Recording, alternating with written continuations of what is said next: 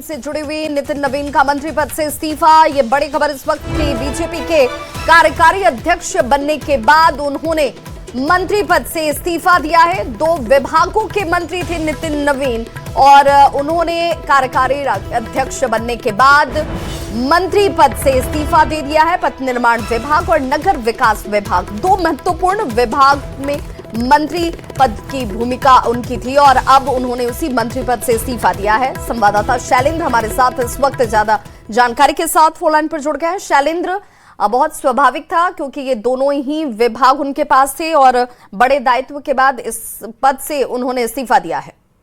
हाँ बिल्कुल, देखिए जब इस बात की घोषणा हुई थी कि नितिन नवीन को बीजेपी का राष्ट्रीय कार्यकारी अध्यक्ष बनाया गया, उसी वक्त लोग यह मान रहे थे कि जल्द ही नितिन नवीन अपने मंत्री पद से इस्तीफा देंगे और आज उन्होंने अभी इस्तीफा भेज दिया है मंत्री पद के लिए, क्योंकि अब एक बड़ी जिम्मेदारी उन्हें मिली है भाजपा के कार्यकारी राष्ट्रीय अध्यक्ष के तौर पर। तो जाहिर सी बात है कि बिहार सरकार के जो कामकाज होंगे वो भी कहीं न कहीं उससे प्रभावित होंगे और बीजेपी की नीति भी है एक व्यक्ति एक पद की। तो इसके तहत नितिन नवीन ने इस्तीफा भेज दिया है, उनका इस्तीफा स्वीकार भी कर लिया गया है, क्योंकि अब एक बड़ी दायित्व की ओर आगे नितिन नवीन बढ़े हैं। तो फिलहाल जो बिहार सरकार में जो मंत्री पद पर थे उससे उन्होंने इस्तीफा दे दिया है। ठीक, बिल्कुल शैलेंद्र, लेकिन अब अगला सवाल ये कि ये जो 2 विभाग जो बहुत महत्वपूर्ण थे, जिसकी जिम्मेदारी नितिन नवीन के ऊपर थी, हालांकि अब इससे बड़ा दायित्व उन्हें दिया गया है, अब ये 2 विभाग किसके पास जाते हैं?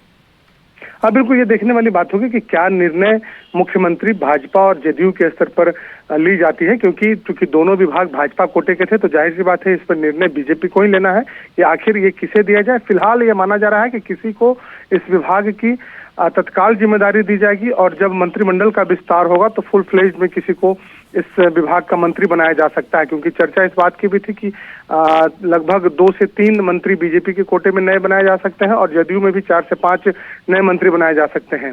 तो जब तक के लिए नए मंत्रिमंडल विस्तार नहीं होता है, नए चेहरे नहीं आते हैं, तब तक के लिए वर्तमान में जो अभी मंत्री हैं बिहार सरकार में उन्हीं में से किसी एक को ये विभाग सौंपा जाएगा। बहुत बहुत शुक्रिया शैलेंद्र तमाम जानकारी के लिए। तो नितिन नवीन का मंत्री पद से